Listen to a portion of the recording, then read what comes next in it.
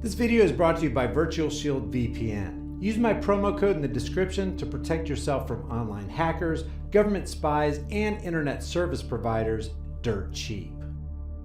Tout d'abord, la colère contre une taxe. Et le Premier ministre a apporté une réponse en annulant et en supprimant toutes les augmentations prévues pour le début d'année prochaine. Mais cette colère est plus profonde. Je la ressens comme juste à bien des égards. Ce sont 40 années de malaise qui ressurgissent. Malaise des travailleurs qui ne s'y retrouvent plus, malaise des territoires, villages comme quartiers, où on voit les services publics se réduire et le cadre de vie disparaître, malaise démocratique, où se développe le sentiment de ne pas être entendu, malaise face au changement de notre société, à une laïcité bousculée et devant des modes de vie qui créent des barrières, de la distance. Cela vient de très loin, mais c'est là, maintenant. And that's called cover your ass, also known as damage control, or a day late and a dollar short. And as we like to call it in good old land of the free, home of the slave, good old-fashioned bullshit. It's easy to tell when Macron is lying. His lips are moving, but that's par for the course for a bankster puppet turned politician. The Guardian reports that Emmanuel Macron has bowed to pressure from the street to announce a catalog of emergency measures aimed at pacifying the yellow vests after weeks of civil unrest in France. But there's something you need to know about banksters. They don't bow to pressure. They offer other hollow, covert, tax-funded oppressions. And they leverage and manipulate all situations to their advantage, always. As long as the bankster is alive, someone's getting financially ruined or personally destroyed. In a long-awaited address on primetime television, the president tried to talk protesters out of further action, promising a raise in minimum wage and tax concessions. Here, let us raise your wages.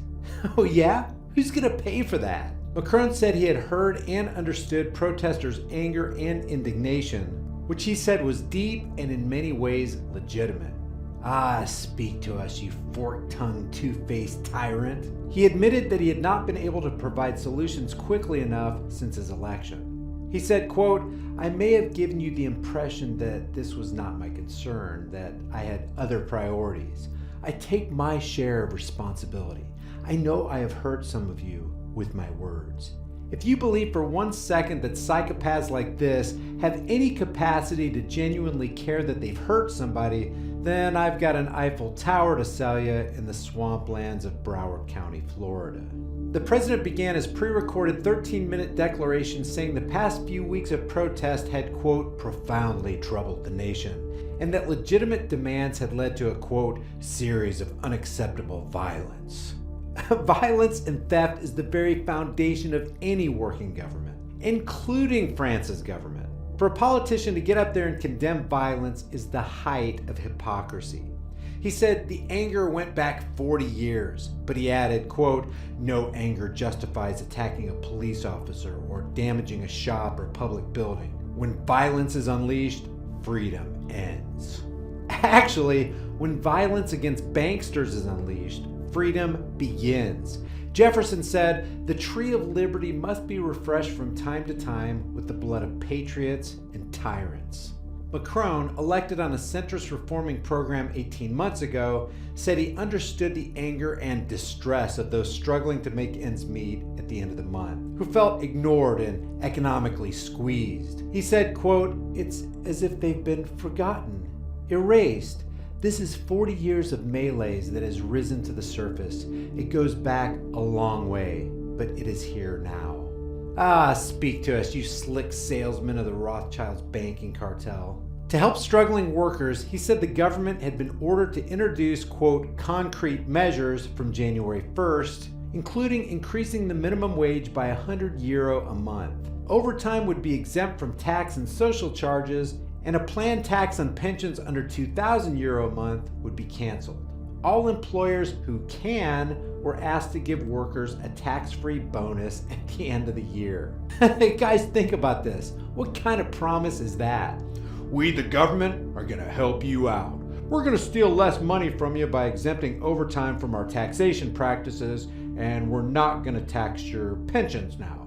But we are gonna make employers pay you more for the same amount of work," which is gonna cause those employers to either go bankrupt or force them to lay off workers, in which case you're not going to have a job, so minimum wage doesn't really matter.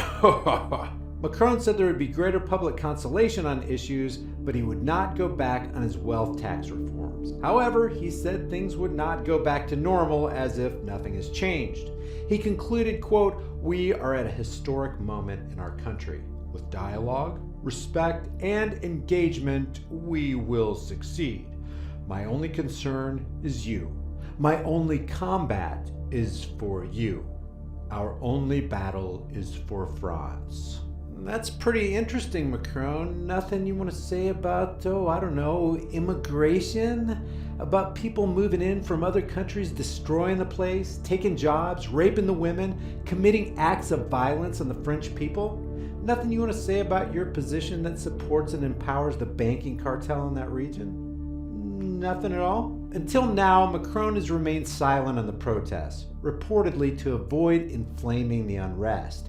But after Saturday's violence, the parliament was desperate to avoid what the Yellow Vest movement calls Act 5. Protesters have focused their grievances on Macron, who is seen as the arrogant, aloof president of the rich. Demonstrations have rung with chants of "Macron, resign." Graffiti sprayed on national monuments and public buildings has been even more personal and obscene. But while the French historically blame the president for their woes, they also look to the head of state to solve them. So expectations were high. And that's the problem, guys. The French are looking for answers regarding liberty in an inherently tyrannical, systemically corrupt government organism, which derives its power from theft, coercion, threats, and violence. Unless the Yellow Vests are willing to go all the way with this uprising, they'll have to settle again for the status quo. The last thing governments want people to do is rise up in focused unity against their power and see it through to the end. Earlier in the day, Macron hosted a 4-hour roundtable meeting to sound out ministers, leaders of the two houses of parliament, and business and union leaders. Afterward, those present said the president had listened. Of course they did. Everybody was taken by surprise at the speed at which the Yellow Vest movement, named after the high visibility vest French motorists carry in their vehicles, morphed from a grassroots revolt over an environmental fuel tax into a wider expression of grievances against the president and parliament. Suddenly, it wasn't about one tax, but it was an us versus them conflict, pitting ordinary French workers, pensioners, and unemployed people living mostly in the countryside and struggling to make ends meet against an elite seen as aloof, arrogant, and out of touch with the tough realities of life outside the metropolitan bubble. So what do you guys think? How far do you think the Yellow Vests need to go to effect positive, permanent change? What should be done about the political parasites and the ruling elite in France? Leave your thoughts about this for the world and the Google Thought Police in the comment section below, and I'll see you guys in the next heavily censored shadow ban video.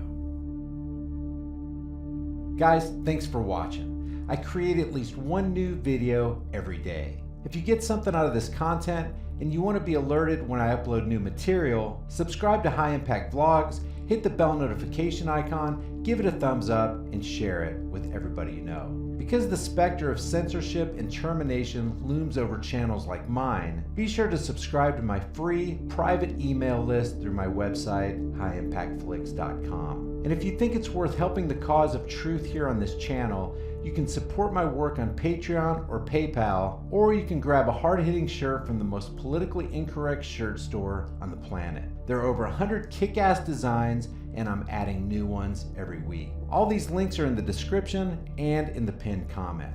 Remember, don't just believe anything and keep questioning everything. I'll see you guys in the next heavily censored video.